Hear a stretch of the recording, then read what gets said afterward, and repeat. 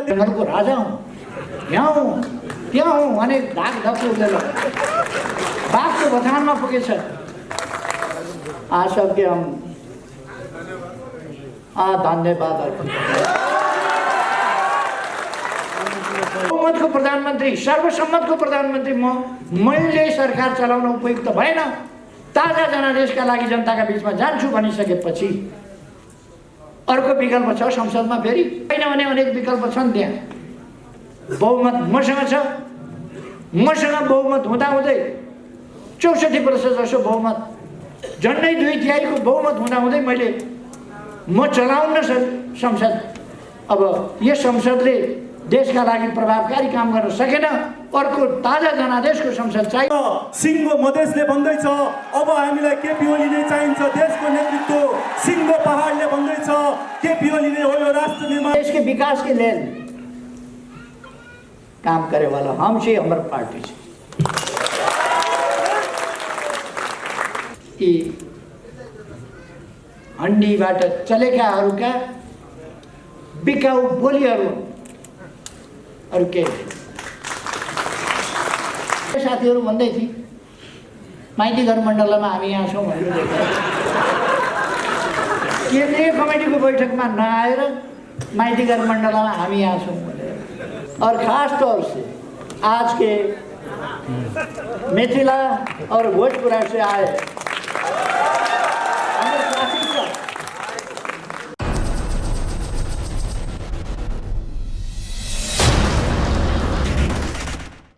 उपस्थित गराएर सिङ्गो मधेसमा आजसम्मको इतिहासमा भव्य रूपमा विशाल जनसभा गर्ने निम्तोको स्वरूप मधेसी जनता, 2 नम्बर प्रदेशवासी, मिथिलावासी, भोजपुरीवासी आदरणीय जनताहरूले निमन्त्रणा स्वरूप धोती, कुर्ता, गम्छा उपहार स्वरूप पठाउनु भएको छ, निम्ता स्वरूप पठाउनु भएको छ।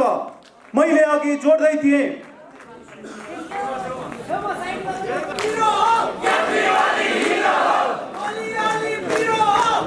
हाम्रो मुलुक अन्तर्राष्ट्रिय समुदायले अहिले सुन्ने र देख्ने ठाउँमा पुगेको छ। विश्वका विभिन्न सूचकाङ्कमा हाम्रा इन्डिकेसनहरू अगाडि माथि उक्लिएका छन्। यो उक्लिनुको कारण एकमात्र थियो, देशको नेतृत्व सम्माननीय प्रधानमन्त्री केपी शर्मा ओलीले गर्नुभएको थियो। आज सिङ्गो मधेसले भन्दैछ अब हामीलाई केपी ओलीले चाहिन्छ, देशको नेतृत्व सिङ्गो पहाडले भन्दैछ केपी ओलीले हो यो राष्ट्र निर्माण गर्ने, विकासको संवाहक ल्याउने। आज हिमालले भन्दैछ, हिमाली जनताले भन्दैछन् केपी ओलीले हो यो राष्ट्र जोगाउने, राष्ट्रको गुमेको जमिन फिर्ता ल्याउने। त्यसकारण अब म विलम्ब नगरिकन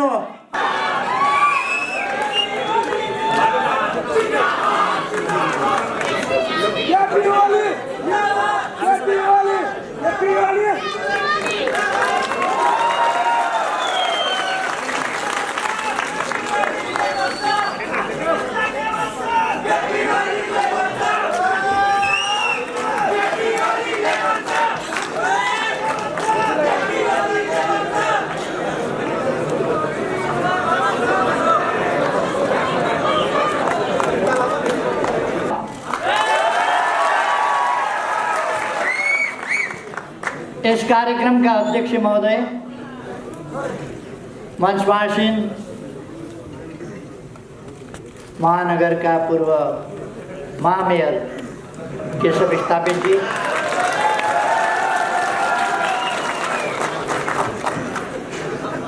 युवा संघ शिथिल भएको अवस्थाबाट फेरि युवा संघलाई जागृत गराएर अगाडि बढाउने युवा नेता पूर्व मन्त्री महेश बस्नेत जी लगायत सम्पूर्ण युवा नेताहरू, साथीहरू और खास तौर से आज के मिथिला और भोजपुरा से आए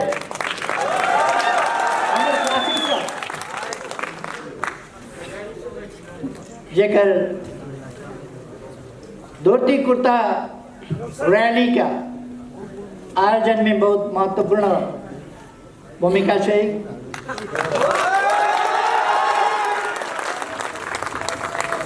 आज सबके हम धन्यवाद अर्पण। आप सबको पता है कि हम तराई में रहे वाला आदमी चाहिए। तराई से चुनाव लड़के चुनाव जीत के हरदम तराई से चुनाव लड़के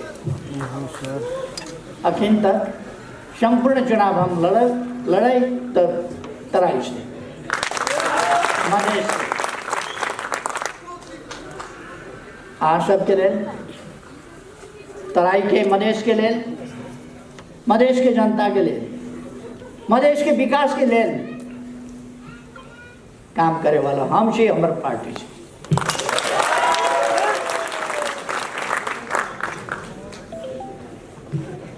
भोजपुरी वाले साथी सबके हम कहता नहीं,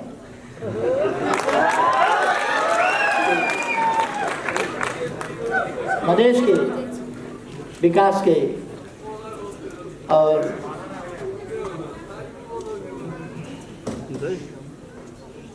मधेशी जनता के विकास के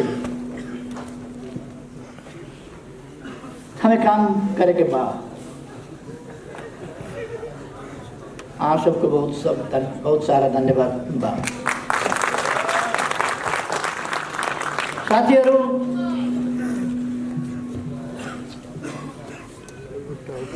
तपाईहरु सबैको उत्साह देखेर यो देश बिगार्न खोज्नेहरूका पसिना छुटेका छन्। तपाईहरुको उत्साह देखेर लोकतन्त्र विरोधी शक्तिहरू आत्तिएका छन्। उनीहरूका सपनाहरू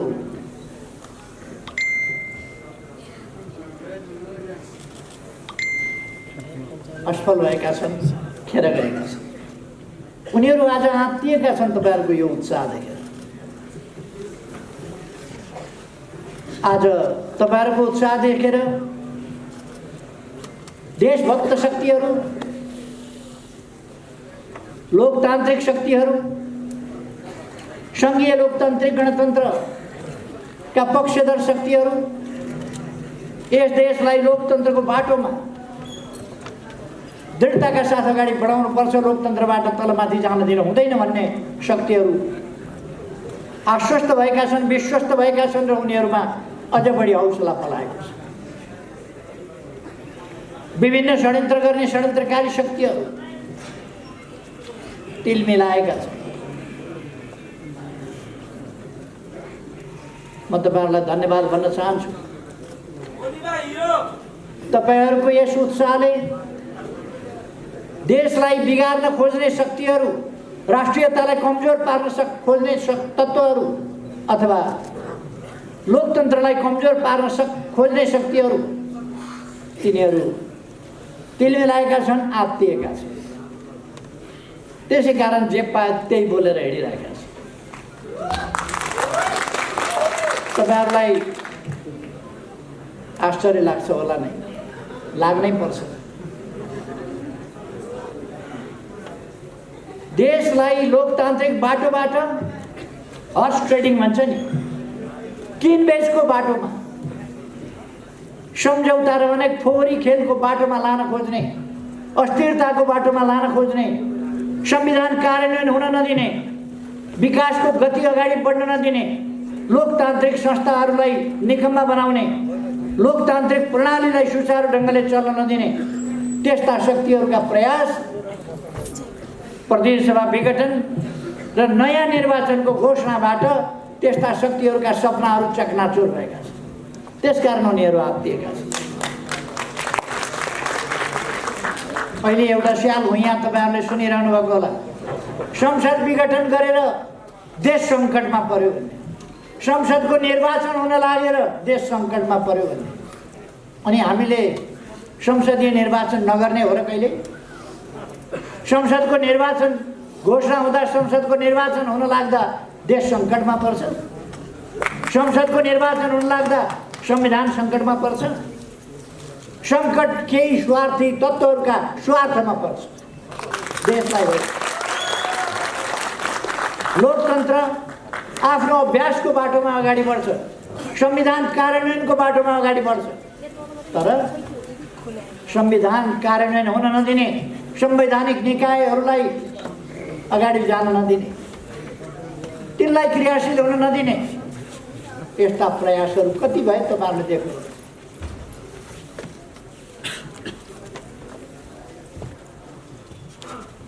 3 वर्षदेखि आयोगहरू रिक्त छन्, तर आयोगहरू रिक्त भए पनि आयोगमा सदस्य भर्न सकिँदैन, बैठकै बस्न नमान्दैन। सहमति गर्यौँ अनि बैठक बस्ने भन्ने सहमति के हो नै अचम्म छ। सहमति छँदै छैन, के हो सरकारलाई काम गर्न नदिने, मेरो मान्छे परेन मेरो मान्छे पर्नुहुन्छ भन्ने एउटै रट, त्यो मात्रै लगाउँ। आज हामीले केही अगाडि अध्यादेश ल्याएर संवैधानिक आयोगहरूको रिक्ततालाई भर्न चाह्यौँ, तर हामीलाई त्यो रिक्तता भर्ने अवसर दिए। अब हामी मिलेर जान्छौँ, मिलेर काम गरौँ, यो फिर्ता लिइदिनुहोस् भने हुन्छ भन्ने। अरू पार्टीहरू फुट्छन् भन्ने डरले, अघि नै महेश बस्नेतज्यूले भनिसक्नु, अरू पार्टीहरू फुट्छन् भन्ने डरले को होल मचियो पार्टीभित्र, पार्टीका केही नेताहरूले बर्बाद हुने भयो, समाप्त हुने भयो, पार्टी फुट्ने भयो, यहाँ भयो त्यहाँ भयो आदि इत्यादि हल्ला मच्यो। नजानेर होइन, उहाँहरूलाई सबै कुरा थाहा छ।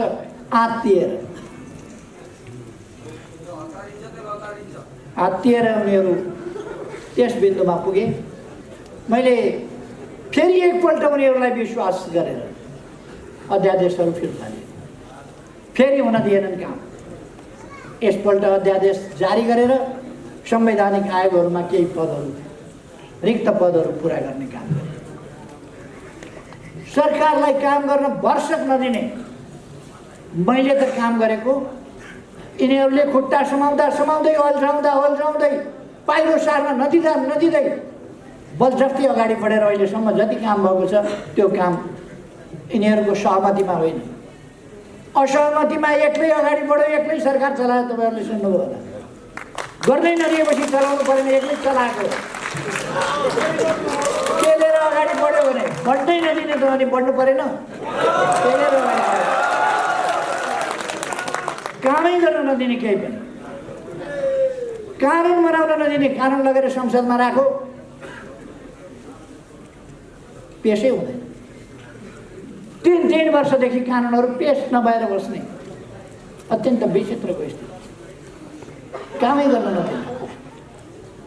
संसदीय समितिहरूमा मैले नै छानिकन समितिका सभापति बनाइदिएँ। समितिका सभापति भएपछि श्री दिन जङ्गबहादुर भएँ कि के भएँ भन्ने ठानेर कहाँ अन्यत्रका आदेश तामेल गरेर काम हुन नदिने। अनि देशको जुन गतिका साथ देश अगाडि बढ्थ्यो र बढ्नु पर्थ्यो त्यो अगाडि बढ्न नदिने काम भएपछि देशको अरू 1.5-2 वर्ष खेर जान दिनु हुँदैन। त्यसकारण चुनावमा जानुपर्छ, चुनावमा गएर नयाँ जनादेशका साथ अगाडि बढ्नुपर्छ, देशलाई अगाडि बढाउनुपर्छ। देशको गति, देशको समय कीमती छ, समय बर्बाद हुन दिनुहुन्न। त्यो भनेर चुनाव घोषणा गरेपछि अब एकजना नेताले भने अब वैशाख पछि केपी ओली राजनीतिमा पनि रहँदैन, समाप्त हुन्छ भनेर यिनका भविष्यवाणी कति ठाउँ खेर गए। महान जनयुद्ध भने कराए, महान जनयुद्ध के भयो, फर्सी कुहे महान जनयुद्ध के। अनि यिनीहरूले अरू के भने के कदम चाले। यिनीहरूले नेपाली जनतालाई जात जातमा, क्षेत्र क्षेत्रमा, भूमि भूमिमा फुटाउन खोजे, भाषा भाषामा फुटाउन खोजे, फुटाउन दिइएन। यिनका भविष्यवाणी पहिचानको राजनीतिका नाउँमा देश टुक्र्याउने, त्यो राजनीति असफल। विखण्डनवाद, त्यसलाई पनि हामीले वार्ताद्वारा समस्याको समाधान गर्यौँ। यिनीहरू छाती पिटी गरेर रहे। यो के गरेको? चीनतिरबाट बाटो खोल्यौँ, यिनीहरू आत्तिए। नाकाबन्दीको डटेर सामना गऱ्यौँ। विभिन्न नाकाहरू खोल्यौँ हामीले उत्तरबाट र पारवन यातायात सम्झौता गऱ्यौँ चीनसँग। त्यसपछि हामीसँग बहुमत थिएन। आत्तिएर हतार मलाई प्रधानमन्त्रीबाट हटाउने काम। प्रधानमन्त्रीबाट हटाउँदै गर्दा मैले त्यस बेला बोलेको थिएँ। बोल्दै जाँदाखेरि मलाई अलिकति उनीहरूलाई चुनौती दिउँ भन्ने जस्तो लाग्यो। अलिक चुनौतीको भाषामा मैले भने, this is not the end of time, this is the continuous process and we are here, don't forget it. मैले त्यो भनेको थिएँ। समय अन्त्य भएको छैन, समय रोकिएको छैन, यो एउटा प्रक्रिया हो।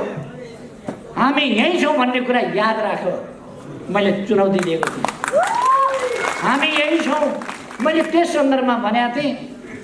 त्यो नक्कल गरेर अहिले त हामी यहाँ छौँ भनेर लेखेँ।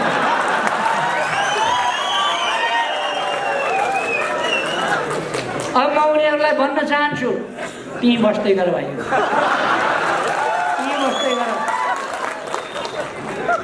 जाँदै गर, बारम्बार जाँदै गर, बस्दै गर।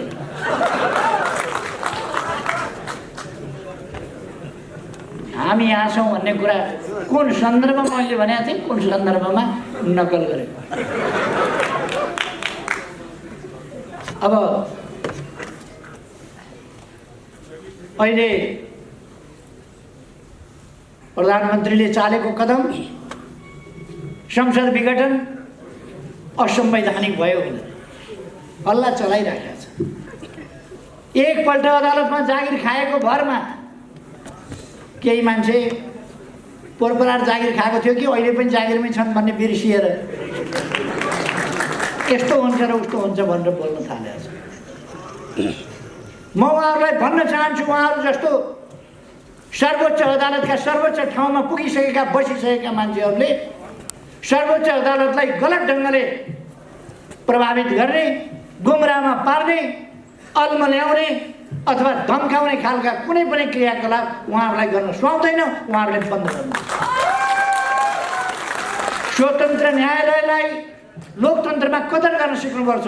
स्वतन्त्र न्यायालयलाई कदर गर्न नजान्ने अनि लोकतन्त्र, न्यायालय, न्याय, संविधानका कुरा गर्ने, सडकबाट तपाईँ फैसला दिनुहुन्छ कि संवैधानिक परिषदबाट, संवैधानिक इजलासबाट? संविधानमा संवैधानिक इजलास छ। अहिले अति जान्ने सुन्ने अजासु भन्छ त्यस्ता, अति जान्ने सुन्नेहरू केही निस्किएर संवैधानिक इजलासले हुँदैन भनेर। कुन संविधानले भन्यो तपाईँलाई संवैधानिक इजलासले हुँदैन भनेर? वास्तवमा उहाँहरूले जे भन्यो त्यही हुनुपर्ने, जुन इजलास भन्यो त्यही हुनुपर्ने, जे फैसला उहाँहरूले भन्नुहुन्छ त्यही फैसला गर्नुपर्ने हो भने अदालत किन चाहियो? अदालतै चाहिएन। उहाँहरूले भनेअनुसारै हुनुपर्छ भने अदालतै चाहियो। म भन्न चाहन्छु, सम्मानित, स्वतन्त्र, सम्मानित न्यायपालिकाको कदर गर्न सिकौँ, कदर गरेर जाउँ। हामीले कहिल्यै पनि न्यायपालिकाका विरुद्ध नारा जुलुस गर्ने, अपमानित ढङ्गले न्यायपालिकाका विरुद्ध बोल्ने गरेनौँ। हुन त उहाँहरूको सभ्यता हामीले देखेका छौँ।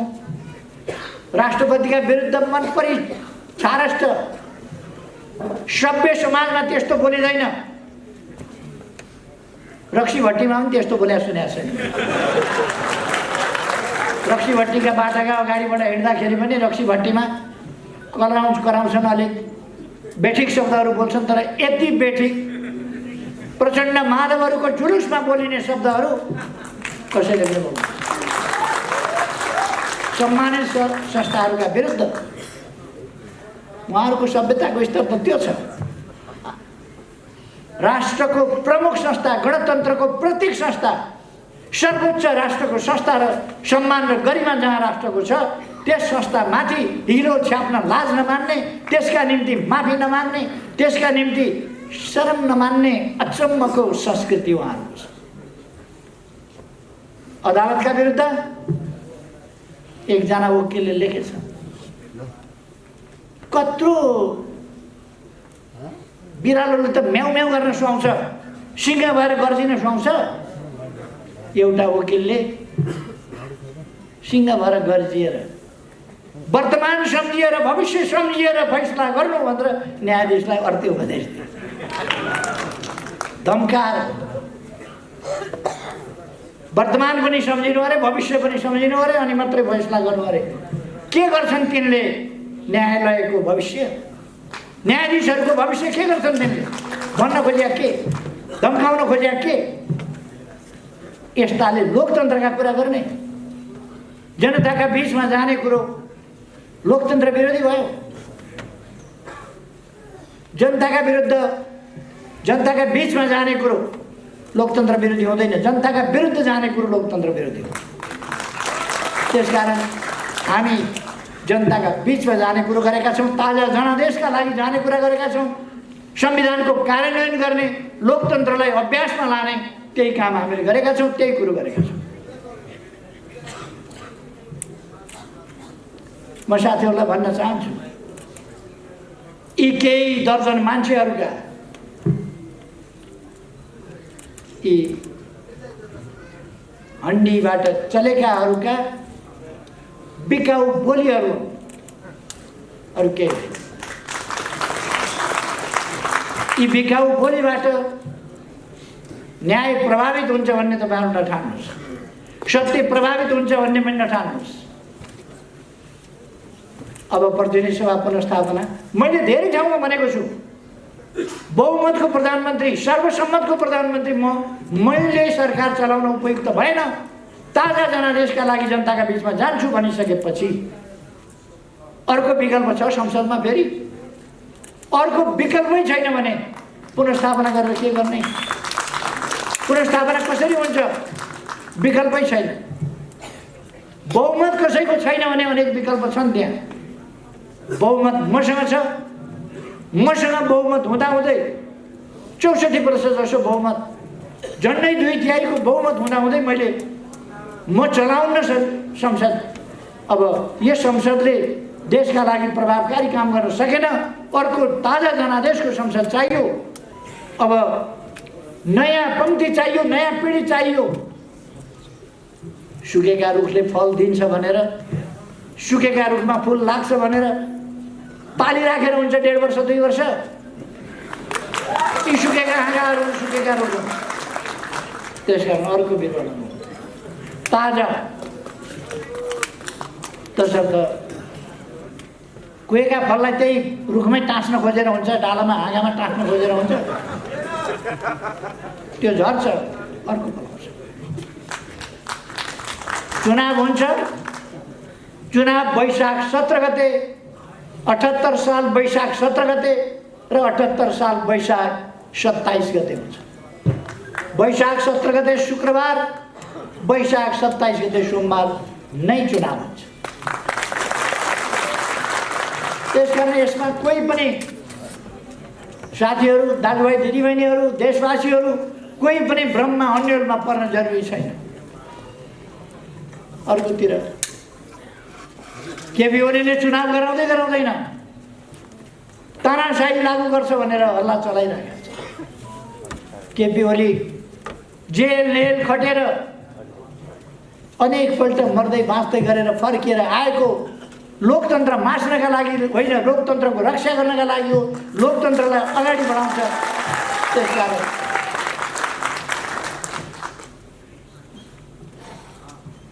चुनाव वैशाख 17 गते हुन्छ, चुनाव वैशाख 27 गते हुन्छ, 2 चरण। यसमा एक दिन पनि तलमाथि पर्दैन। साथीहरू चुनावको माहौल तयार गर्नुहोस्, चुनावको वातावरण तयार गर्नुहोस्, चुनावमा जानुहोस्। हामीले यसपल्ट आँधीबेहरी सिर्जना गर्नुपर्दछ, चुनावी वातावरणको जनलहर सिर्जना गर्नुपर्दछ।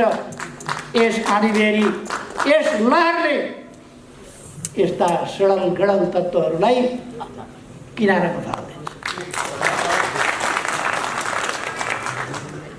मैले अस्ति अँध्यारो अनुहार लाएर निराशापूर्वक प्रचण्डले बोलेको सुने। वैशाखबाट केपी ओली राजनीतिबाटै सिद्धिन्छन् भनेर अधिक समय काम गरे हुनाले अलिअलि माया पनि लाग्दो रहेछ कि तिनको यसो बोलेको सुनेर मलाई माया पनि लाग्यो।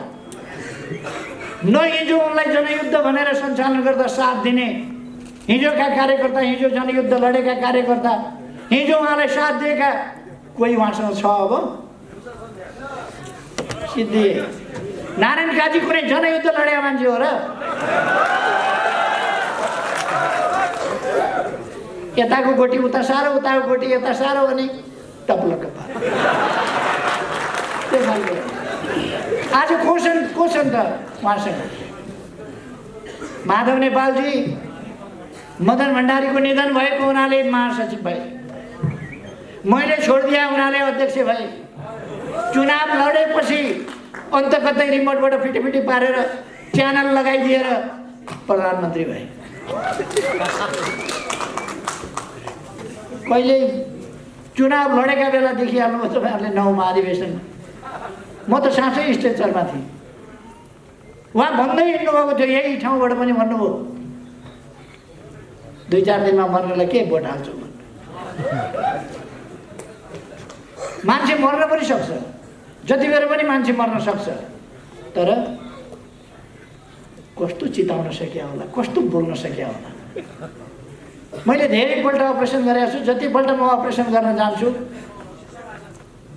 उहाँको चेहरा कहिले उज्यालो नहुने चेहरा, त्यति बेला चेहरा उज्यालो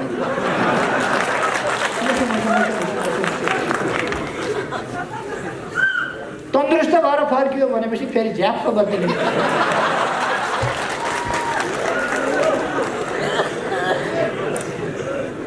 म त्यतापट्टि गइरहन चाहन्छु। मरिहालेदेखि अध्यक्ष हुन पाइन्थ्यो, उहाँ त्यस्तैबाट हुने हो क्या। 2 ठाउँबाट चुनाव हारेर पनि प्रधानमन्त्री, अर्को कोही मरिदिइहाल्यो भने महासचिव, अरूले छोडिदियो भने अध्यक्ष, अरूले बनाइदिएर अरूले मौका छोपेर बल छोपेर त्यस्तामा हुने बानी परेका मान्छे चुनाव सिद्धिने बित्तिकै थाल्नुभयो। मैले चुनाव जितेँ, उहाँले हार्नुभयो, मलाई अध्यक्ष देऊ, मलाई अध्यक्ष देऊ, मलाई अध्यक्ष देऊ। ए महाधिवेशनसम्म पर्खन त भन्नु होइन, मलाई अहिले हात नग्दा नदिने पर्खन, महाधिवेशनसम्म नग्दा नदिने दिउँला। त्यति बेर पार्टी एकताबद्ध राखौँ भने अहिले भएन, उधारोमा पत्याउँ नग्दा। अब प्रचण्ड विचार उहाँसँग आज पुगेका मान्छे कस्ता छन् भन्दा माधव नेपाल, नारायण काजी, कठैरी। एउटा मौका आएको थियो प्रचण्डलाई सुध्रिने, सप्रिने, लोकतान्त्रिक क्रेडेन्सियल प्राप्त गर्ने। उहाँले एउटा राजनीतिक विश्वास राष्ट्रिय स्तरमा र विश्व स्तरमा पनि प्राप्त गर्ने एउटा मौका आएको थियो। तर जे हो त्यो नीलवर्ण श्रृङ्गार कथा। तपाईँहरूलाई थाहा छ होला, एउटा चुलबुले स्याल रङ कपडा रङ्गाउनका लागि रङ घोलिरहेको एउटा ठुलो बाटामा परेछ। निलो रङ भएका ठाउँमा परेछ, निलो भयो, चोपिएर अनि हतार हतार निस्किएर भाग्यो। निलो रङको देखेपछि अरू जीवजन्तुहरूले भने निलो रङको त यस्तो हुँदैन थियो कुनै जीवजन्तु, चरा त हुन्थ्यो, जीवजन्तु हुँदैन थियो, के हो भनेपछि म जङ्गलको राजा हुँ, यहाँ हुँ त्यहाँ हुँ भने धाक धक्क उठेर बाघको बथानमा पुगेछ, त्यहाँ पनि म जङ्गलको राजा हुँ भनेर फाइफाइ गरेछ। एक ठाउँ स्याल कराएछ, अन्त कतै स्याल कराएको सुनेपछि, एउटा स्याल कराएको सुनेपछि अर्को स्यालले नकराइकन हुँदैन, त्यसले कराउनै पर्छ, ठाडो घाँटी लाउनै पर्छ, कराउनै पर्छ, हु गर्नै पर्छ।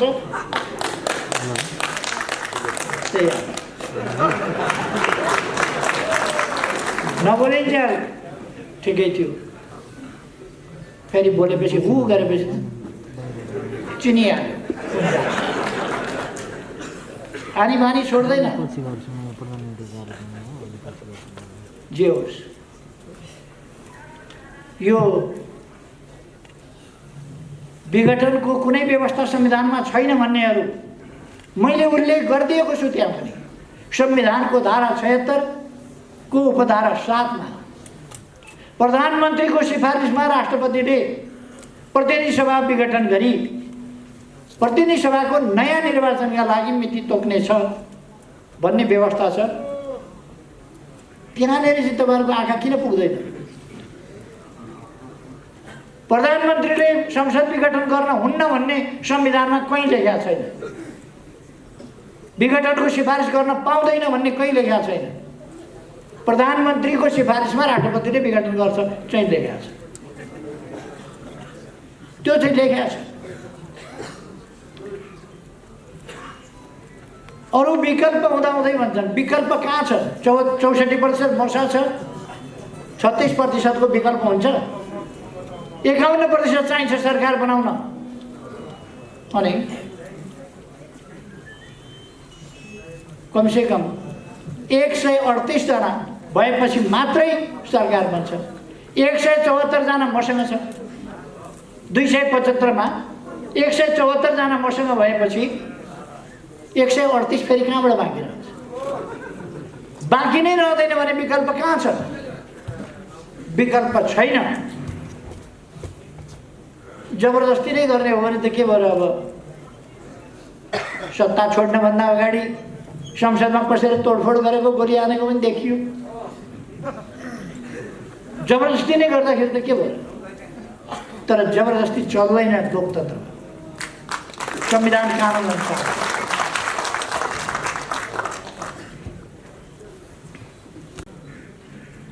एउटा फेरि म दोहोऱ्याएर भन्न चाहन्छु एउटा कुरा।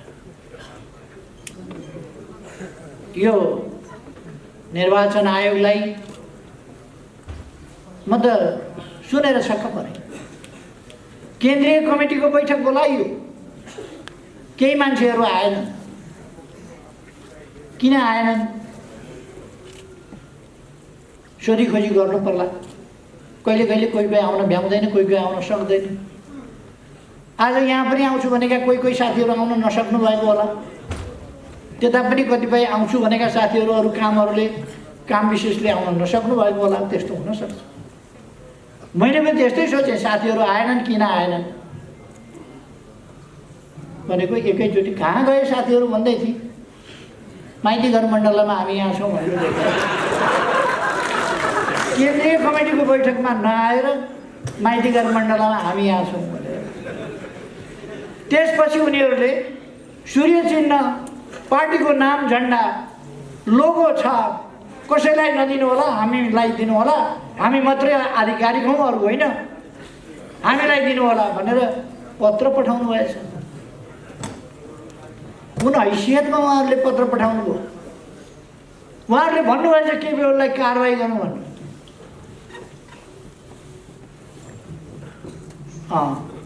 कहिले कहिले मच्छरले हात्ती खान्छ, भैँसी पनि खान्छ मच्छरले। तर कति खान्छ? केपीओलीलाई निकाल्यौँ भनेको त्यस्तै हो। त्यो मच्छरले हात्ती खायो। हात्तीले थाहा पाउँछ मच्छरले खानु?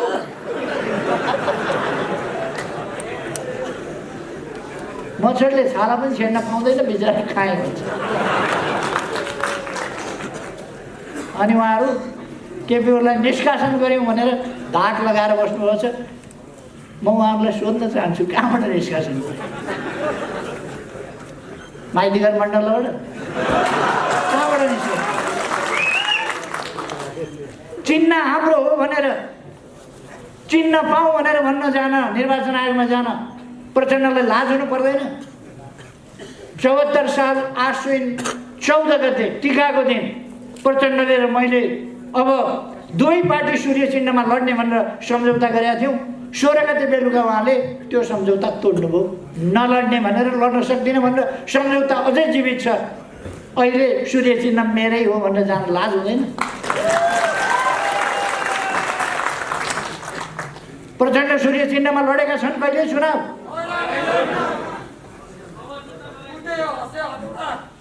उनी सूर्य चिन्हबाट लडेका पनि छैन। सूर्य चिन्हबाट नलडेर अर्को चिन्हबाट आएको मान्छेले सूर्य चिन्ह चाहिँ मेरै हो केपी ओलीको होइन। अनि यो एउटा कमेडियन के भन्ने सो देखाउँछ नि टेलिभिजनमा, त्यो कमेडियन के जातिमा पठाइदिनु पर्ने उनीहरूलाई, त्यो कमेडियन सो। उहाँहरूले योभन्दा मजाक के हुन्छ? सहमति गरेर सूर्य चिन्ह ल्याऊ भन्दाखेरि लिन्न भनेर सहमति उल्लङ्घन गरेर हँसिया हथौडा, अन्नाभित्रको हँसिया हथौडा के लिएर चुनाव लडेको। अहिले सूर्य चिन्ह मेरै हो भनेर मैले दोस्रो अध्यक्ष दिएको थिएँ, अब त अध्यक्ष नै मै हुँ भनेर। कुन महाधिवेशनबाट माधव नेपाल अध्यक्ष छानिए? कतै गरी विचार। कार्की ब्याङ्केटमा भोज खान जानुभएछ, त्यहाँ भोज खाँदै गर्दाखेरि तपाईँ नै अध्यक्ष हो कामरेड भनेर कसले भन्यो? उसले त मै अध्यक्ष हुन्छ। पार्टी अध्यक्ष हुनलाई एउटा प्रक्रिया हुन्छ, महाधिवेशनबाट अध्यक्ष छानिन्छ, अथवा दुई पार्टी मिल्दा हामीले दुई पार्टी मिलाउनका लागि दुईटा अध्यक्ष बनाएको थियौँ। अहिले बैठकमा नआएर माइतीघर मण्डलामा गएर थकाइ लागेपछि कार्की ब्याङ्केटमा उक्लिएर अनि त्यहाँ अध्यक्ष हुन्छ, पार्टी अध्यक्ष। यस्तै मजाकले राजनीति हाँकिन्छ देशको। त्यसकारण म साथीहरूलाई भन्न चाहन्छु, यी पद लोलुप, स्वार्थी, अन्त कतैको रिमोटबाट चलेका तत्त्वहरू, यस्ता देशलाई घात गर्ने तत्त्वहरू, यस्ता तत्त्वहरूका कुराहरूलाई साथीहरूले जहाँ पुग्नुहुन्छ त्यहाँ दृढताका साथ खण्डन गर्नुहोस्, यिनीहरूको धजी उडाउनुहोस्, यिनीहरूका गलत तर्कहरू, गलत अफवाहहरू तिनीहरूबाट जनतालाई मुक्त गराउनु, त्यो जरुरी छ।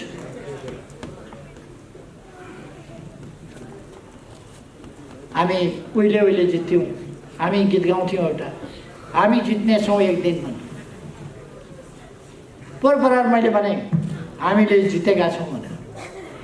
फेरि यिनीहरूले एउटा भ्रम र अन्यल खडा गरेका छन्, हामीले फेरि गीत गाउनु पर्ने भएको छ, यसपल्ट पनि हामी जित्छौँ भनेर। जित्छौँ हामी यसपल्ट पनि। धनगढीको हिजो सभा तपाईँहरूले हेर्नुभयो, विशाल जनसभा, देशभरि एउटा लहर सिर्जना भएको छ।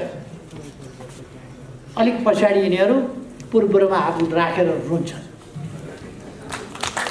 अलिक त्यो दिन आउनेछ। यिनीहरू जनतामा स्थापित र जनताबाट स्वीकार्य तत्त्वहरू होइनन्। बलजफ्ती, कहिले हतियारको बलमा, कहिले टिकडमको बलमा, कहिले झुटको बलमा, कहिले बेइमानीको बलमा टप्किएर माथि पुग्ने तत्त्वहरू। अब यस्ता तत्त्वहरूलाई जनताका बिचमा लगेर जनताको अभिमतबाट यिनलाई यिनको वास्तविक हैसियत देखाइदिनुपर्छ। यिनले भविष्य देखेनन् भने अब हामीले भविष्य देखाइदिनुपर्छ यिनीहरू। आज तपाईहरुले अत्यन्तै राम्रो गर्नुभएको छ। हाम्रो पार्टी मधेस विरोधी पार्टी भनेर हल्ला चलाइरहेको थियो। आज हिमाल पहाड तराई मधेस सबलाई एक बनाएर धोती कुर्ता पगडी समेत जुलुसमा सहभागी भएर साथीहरूले असाधारण राष्ट्रिय एकता प्रदर्शन गर्नुभएको छ, जो अत्यन्तै प्रशंसनीय कुरा हो, जो अत्यन्तै समर्थन योग्य कुरा हो, उत्साहजनक। हाम्रो देश हिमाल पहाड तराईको देश हो। हामीले हिमाल पहाड तराईमा बस्ने सबै जनताको विकास नगरी, सबै ठाउँको विकास नगरी, सबै ठाउँमा विकासको लहर नल्याइकन हामी देशको विकास गर्न सक्दैनौँ। त्यसकारण देशको विकास एक ठाउँ गरेर मात्रै हुँदैन, एउटा जातिको विकास गरेर मात्रै हुँदैन, एउटा भूगोलको मात्रै विकास गरेर हुँदैन, एउटा भाषा एउटा धर्म मान्ने जनताको विकास गरेर हुँदैन। हामी बहुभाषिक सांस्कृतिक देश हो। विभिन्न आस्थामा बाँडिएका छन् जनता, तर हाम्रो साझा गन्तव्य, साझा उद्देश्य एउटै छ। हाम्रो राष्ट्रिय आकांक्षा एउटै छ, समृद्ध नेपाल र सुखी नेपाल। समृद्ध नेपाल भनेको पश्चिम पनि पर्छ, पूर्व पनि पर्छ, दक्षिण पनि पर्छ, उत्तर पनि पर्छ, हिमाल पहाड तराई सबै पर्छ समृद्ध नेपालभित्र। त्यसै कारण हामीले मैले किन अघिल्लोपल्ट प्रधानमन्त्री हुँदा कुरो मात्रै चलिरहेको हुलाकी राजमार्ग निर्माण गर्ने भनेर, हुलाकी राजमार्ग हामी आफै निर्माण गर्छौँ भनेर 10 अरबभन्दा बढी रकम सायद छुट्याए। 10 अरब रकम छुट्याएर हुलाकी राजमार्ग आफै बनाउँछौँ। किन पूर्व पश्चिम राजमार्ग फराकिलो गर्नुपर्छ भने, किन राजमार्गबाट सदरमुकाम जोड्ने 4 लेन र 6 लेनका बाटाहरू बनाउनुपर्छ, त्यो अभियान किन चलाए? तराईका सहरहरूमा ढलको व्यवस्था गर्नुपर्छ र तराईका सहरहरूलाई सफा सुग्घर राख्नुपर्छ भन्ने अभियान किन चलाए? मभन्दा अगाडिका प्रधानमन्त्रीहरूलाई तराईका सडक सहरहरूमा ढलको अभावमा फोहोर थुप्रिएको, नाली थुप्रिएको थाहा थियो कि थिएन? तर कसरी केही गरेन। मेरै समयमा विराटनगर, जनकपुर लगायतका सहरहरूमा अहिले 400-500 किलोमिटरभन्दा बढीको ढलहरू निर्माण भइसक्यो। विराटनगर चक्रपथ, जनकपुर चक्रपथ, सहरीकरण, यी सबै अभियानहरू हामी गाउँहरूमा र नगरपालिकाहरूमा तिनको विकासका लागि विशेष ढङ्गले रकम छुट्यायो। अहिले सुनकोशी मरिन डाइभर्सन त्यो अब ठेक्का लाग्ने स्थितिमा पुगेको छ र छिटै नै हामी त्यसको ठेक्का लगाउने र निर्माण कार्य प्रारम्भ गर्ने गर्दैछ। तराईमा डुबान हुने बाटो बनाएर भनेर होस् अथवा बाँध बनाएर भनेर डुबान हुने स्थिति थियो, त्यस डुबानलाई रोकेर हामीले अब खोल्ने प्रबन्ध गरेका छौँ। मैले मोदीजीसँग कुरा गरेँ र जोइन्ट टोली गयो, विभिन्न ठाउँहरूमा खोलेका छौँ। अब विभिन्न ठाउँहरूमा खोल्दैछौँ। चाँदनी दोधारामा 1 हप्ता अगाडि मात्रै भारतसँग सहमति भएको छ। अब 6 महिनाभित्र डिपिआर तयार गरेर 6